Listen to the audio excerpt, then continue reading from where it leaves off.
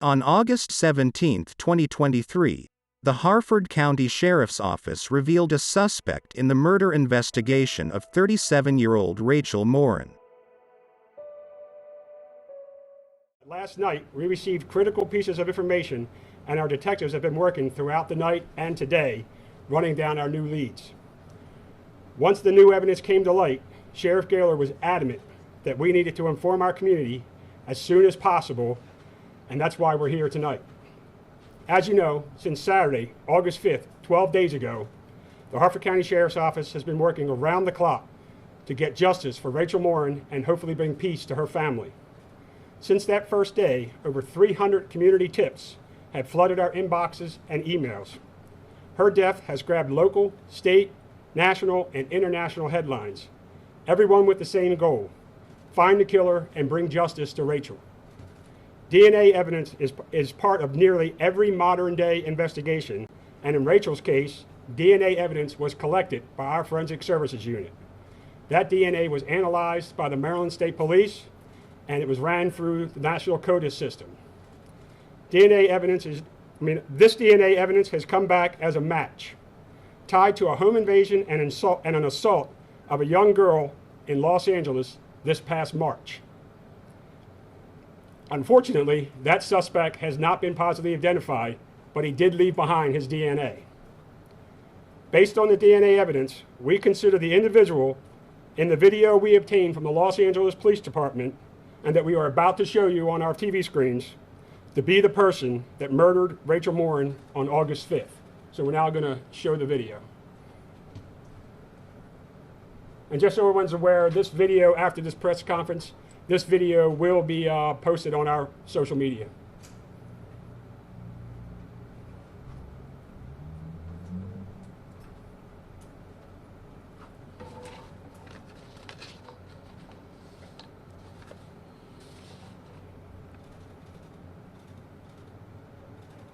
All right, you want to play it one more time?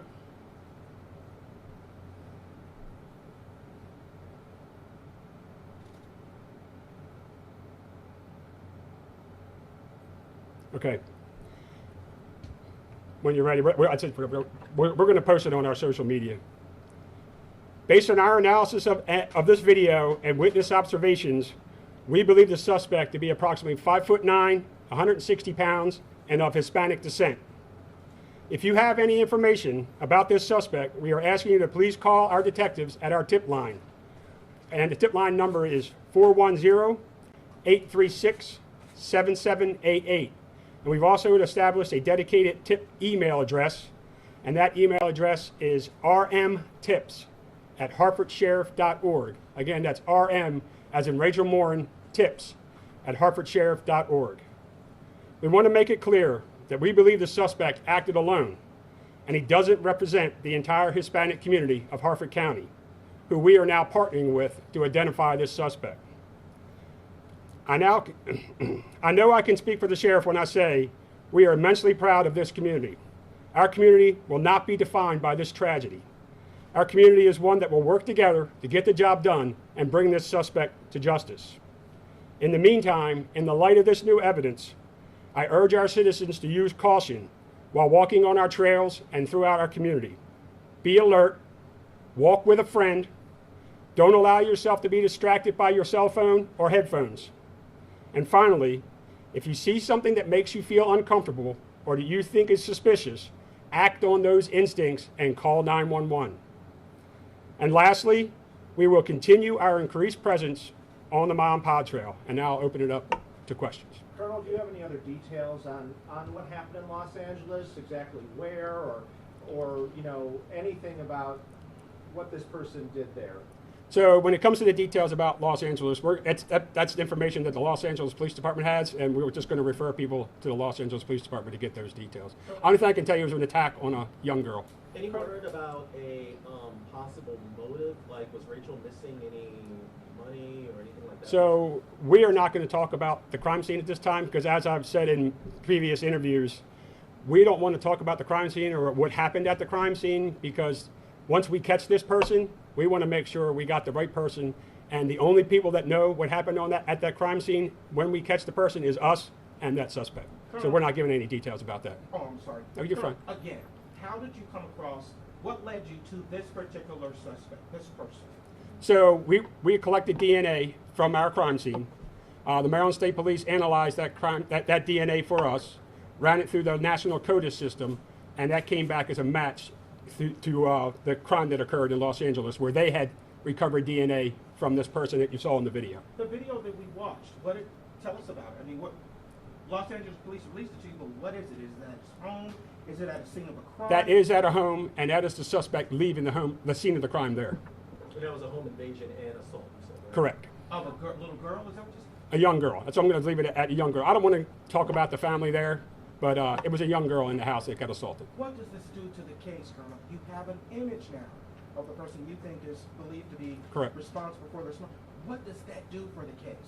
Well, I think now it kind of leads us down the path that we believe this was a person that Rachel probably didn't know, or maybe you could say potentially a random act of violence. And we're hoping that the community now can watch that video, and we also got still pictures that we're going to be putting out, and that somebody can identify him.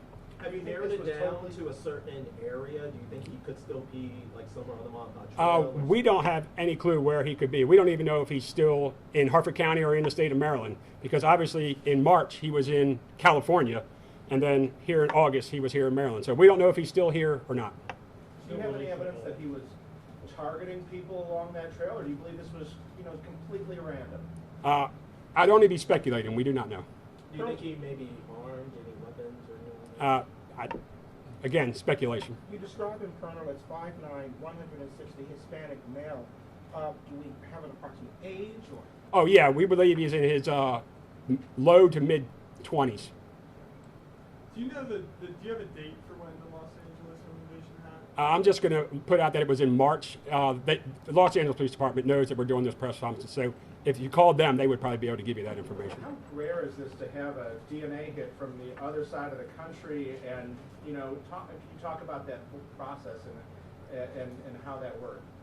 I mean, this is the first time I've seen a hit in a case that I've been involved in that was that far away for a DNA hit. So I wouldn't say that it's unheard of, but certainly unusual. But for the record, you don't have his name? Or No, that's what we're looking for. Like where he lived or anything like that? Is he from LA or? We don't know. We know nothing more about him other than he was in LA and committed that crime in March, and he was here in August and is the murderer, we believe to be the murderer of Rachel Morin. To follow up on that question, you identified him through DNA evidence through this database. So there's no name associated with that?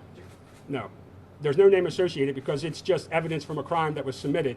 And his DNA, like being arrested and getting DNA, none of that is in the system. However, we are working with, we have called the FBI, and we are working with some of their DNA experts in their crime lab that try to help us further analyze this DNA. Without compromising the investigation, can you tell us, Rachel was found. Correct. And it was determined that it was a homicide. Correct. Was there trauma? Was she beaten? What was the nature of the homicide? All we've said so far, and I think that we're going to leave it at that, is that it was a violent attack. What's your message? No relationship at all between Rachel and the suspect? Well, again, we just got this information last night. Not that we have been able to determine yet that we don't know of any relationship or that they were known to each other before this incident. So I can't really say, but right now, no. Obviously, this is it already has the community on the edge. Right? Absolutely. Now, somebody out here who just murdered someone. What's your message to the community? Obviously, people are scared, out here. Yeah, we want our community to be vigilant. Obviously, the Mom Pa Trail has been opened since the day after Rachel was discovered. We have a very large amount of deployment on the Mom Pa Trail. We are going to continue that deployment until either this person is caught or we believe he's not in the area anymore. But our plan is to be vigilant for our community. Our community has been just tremendous with the support they give us and trying to figure out what's going on and calling in tips. And we're hoping that maybe even people from LA will see this interview and see that this person committed that crime there, and maybe somebody knows him. We believe and we hope that somebody who actually knows this suspect that's in the video will be able to identify him for us. Forgive me if you said this. Are you revealing where the DNA was found? No. Was it under fingernails? No, we're not going to reveal that. That video was from Los Angeles. That video is from after the assault. Yep, that is the suspect leaving the assault that occurred in March in Los Angeles. Doorbell camera, right? I mean, Home security camera. yes. All right. Any other questions? All right, well, thank you very much. Thank you. The suspect is described as being a Hispanic male approximately 5'9" in height and weighing 160 pounds. His age is approximately estimated to be between 20 and 30 years of age. His hair is dark and he is of a muscular build. The photos are not current photos of the individual and were taken within the last 6 months. The video footage of him is from an incident which was described as a home invasion which occurred in Los Angeles in March 2023 where he violently assaulted a young girl. His DNA was a match from the Los Angeles assault of the young girl to the DNA from the murder crime scene of Rachel Morin on the Ma and Pa Trail in Bel Air, Maryland.